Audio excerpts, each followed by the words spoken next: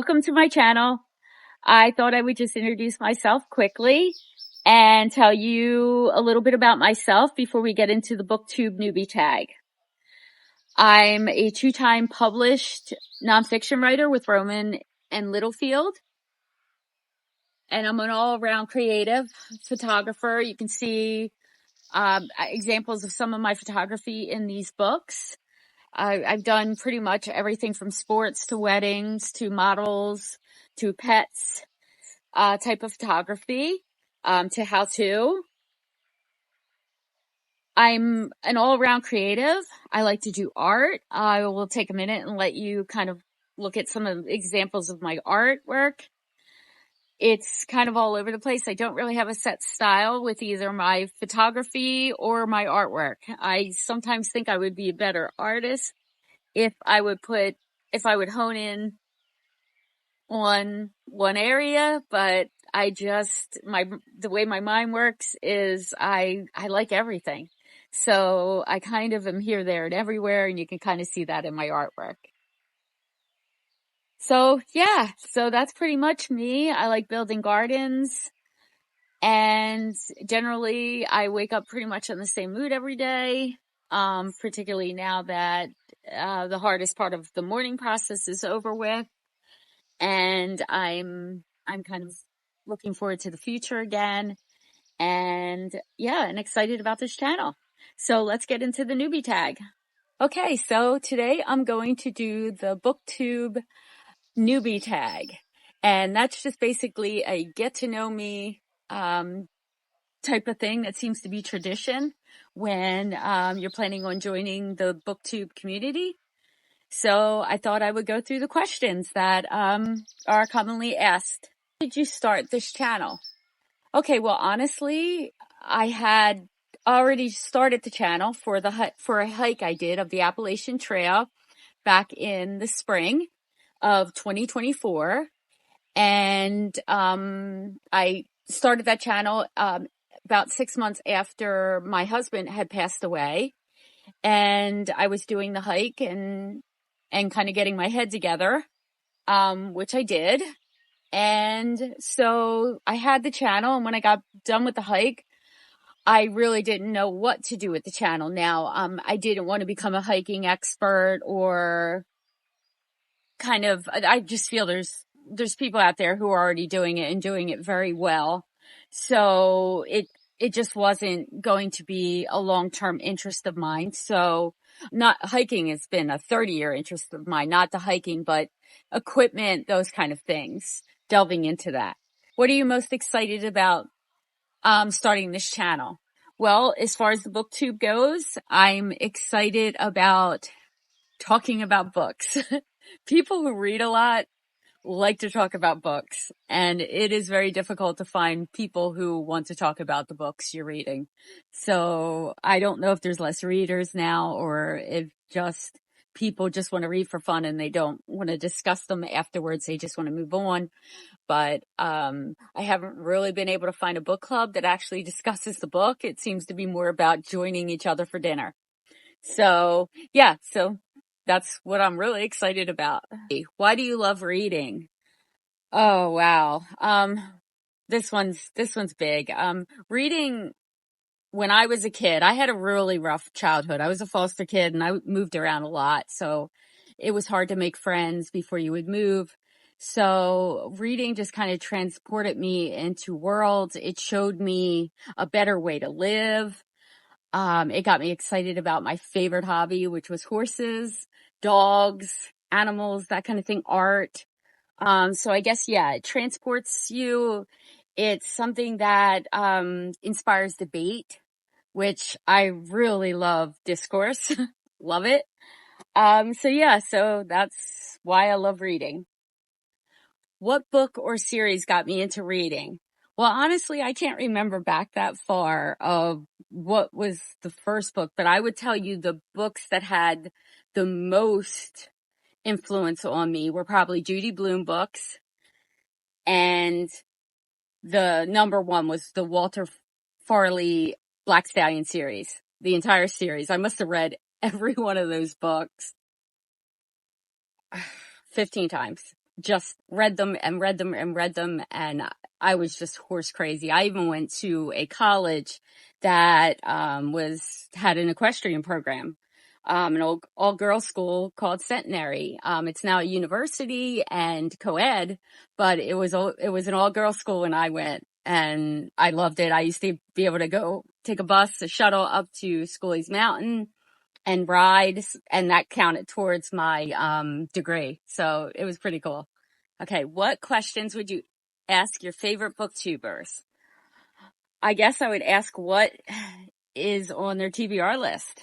I'm always curious. What are you getting ready to read? What are you excited about reading? What are you dreading reading? And also, what their favorite book is of all time. And probably what is the book that they complain about most. I always think that's really interesting too. What challenges will this channel bring? I guess, probably one of the number one, challenges, I think, is not ticking people off. I definitely have strong opinions about the books I read. I do like to read political books, but I like to read both sides of the aisle. So, the election really spurred me back into reading a lot of political books again. So, but I figure everybody needs a break from that. Editing, just staying consistent with the editing and posting regularly. Where do you read? I read in my garden. I read in my den. I read before I go to bed at night. I listen to audiobooks in the car. While I'm doing dishes, I'm listening to books. I just absolutely love reading. So I guess the answer to that question is everywhere. I read anywhere and everywhere I can. Okay, I think this is one of the most important questions that's asked is, what do you like to read and what genres do you read most? I love classical literature. I love modern literature. I like books that challenge me. I love nonfiction. I think I read all over the place, but I do have a few genres that I rarely read. Okay, I added a question in here because I was surprised it wasn't on most lists, and that is, what genres do you read least? Romance and fantasy would be my least read genres. Followed closely by science fiction, which I guess falls into fantasy a bit.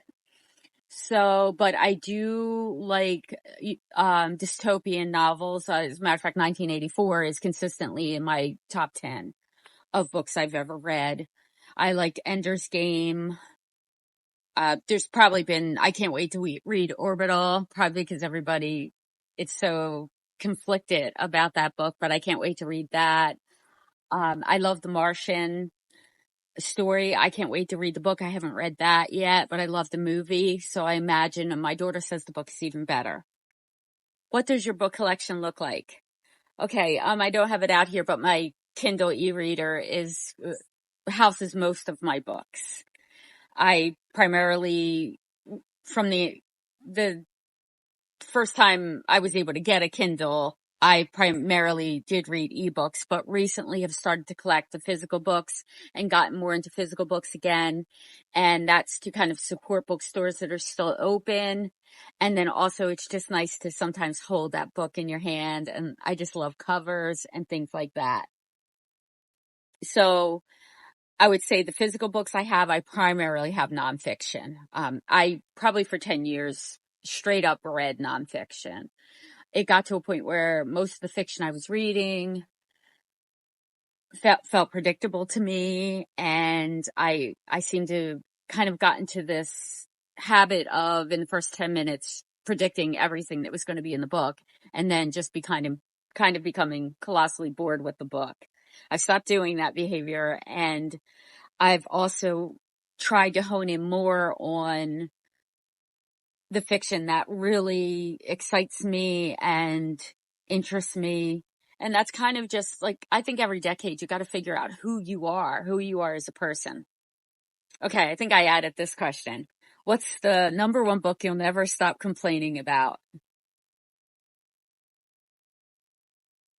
We Were the Mulvaneys by Joyce Carol Oates. I read this way back when the Oprah show was first doing her book recommendations. And I couldn't stand any of the characters in this. I couldn't stand the way they handled the event that happens in this book. It would be very interesting to read it again and see how I would process that information now. But I was angry when I read this book. And you can ask my daughter, my oldest daughter. I complain about it constantly. So, I still remember the characters in it. So to me, I will always have this book because it's valuable, because when you still remember a book 20 years after you read it, that's pretty interesting. A book you think is overrated. Okay, this is where I'm worried I'm gonna probably make a lot of people mad. I think The Secret History is overrated. To be fair, Dark Academia, I'm not sure I get it. I'm hoping to read a book that really, I'm actually reading Babel right now. But I find it pompous. When reading this book, I found Richard to have absolutely stood for nothing, kind of seemed like a very high IQ do nothing. And, I just didn't know how a book could bore me so bad when everybody is running around doing all kinds of ludicrous, annoying behaviors. I slogged through this book. So I'm sorry for the people who really got something out of this book and loved it. Your point of view is valid. I just, not for me. Okay, a book you'll never forget. Well, there's many. Obviously, the Black Stallion series. I remember everything about the Black and Satan and all kinds of things about those. But I guess the two books that really come to mind when I think about it as an adult, they have to be definitely Steinbeck's Of Mice and Men. I know that he's really controversial. You either love him or hate him, and you either love or hate this book. And I just adore Steinbeck. And this story really sticks with me. I think I kind of understand it and the things they carried. This book opened my eyes to the Vietnam War. It was always talked about within my childhood, but I never really understood it. And this book kind of opened my eyes to what they went through, how we need to support, our men in service, regardless of how we feel about the wars being fought. And it also, I think, had a moment of like where I was shocked by my own behavior, where I laughed at something so horrific. And I even had to ask my daughter, did you laugh at this part, about them singing about the lemon tree? And she said, I think I did. I said, I don't know if the tension was so high in the book at that time that you either had to laugh or cry. And I felt so bad because I just laughed in horror at what they went through. So this book will always, always stay in the forefront of my brain, and I will probably read it every 10 years or so. A book that you think would make a great movie. Well, it's a recent read called The Husbands, and that's a book that either people loved or hated, and I was actually surprised I loved it because it had a Groundhog Day effect. And I can't stand repetition. I can't watch sitcoms. I think that's why The Hike, I don't think my brain is a through hiker brain. I have about 300 miles in me in segments, and then I am bored senseless. So I love the backpacking. I love that adventure experience, but the repetition of every day doing the same thing really just drives me nuts.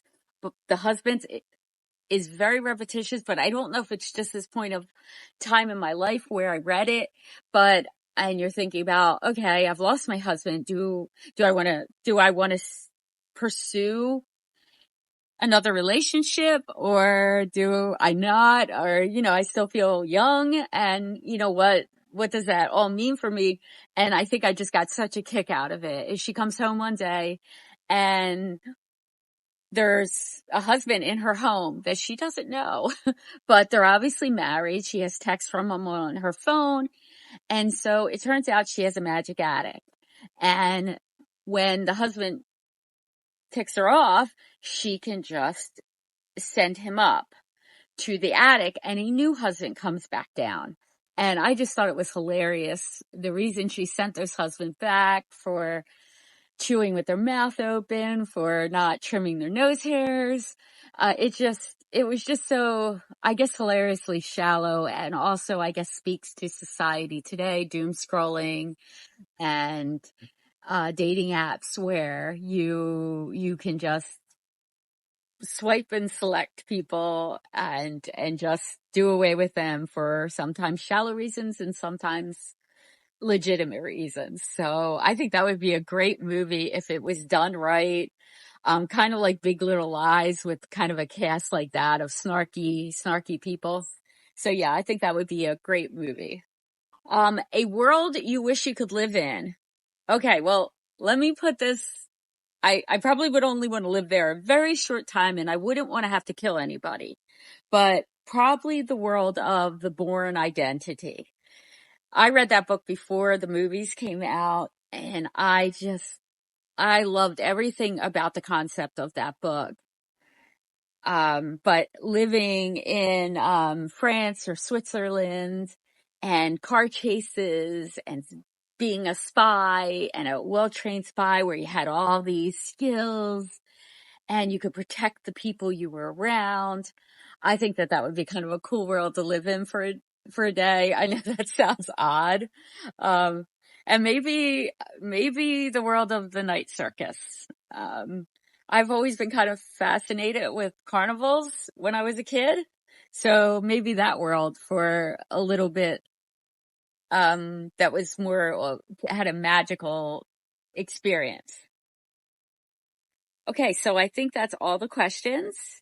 I hope you got to know me a little bit more, and you're kind of excited about getting involved in this journey I'm on, and learning about more books that we can all read together, and or not read together, and kind of discuss.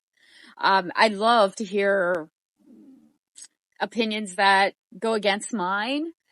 Obviously, respectful discourse is always, to me, a great thing. I like to be challenged. I like different ideas. I like thinking about the world in all kinds of ways, and I'm not stuck on one position in life. So yeah, so happy reading, and I hope to see you in the next video.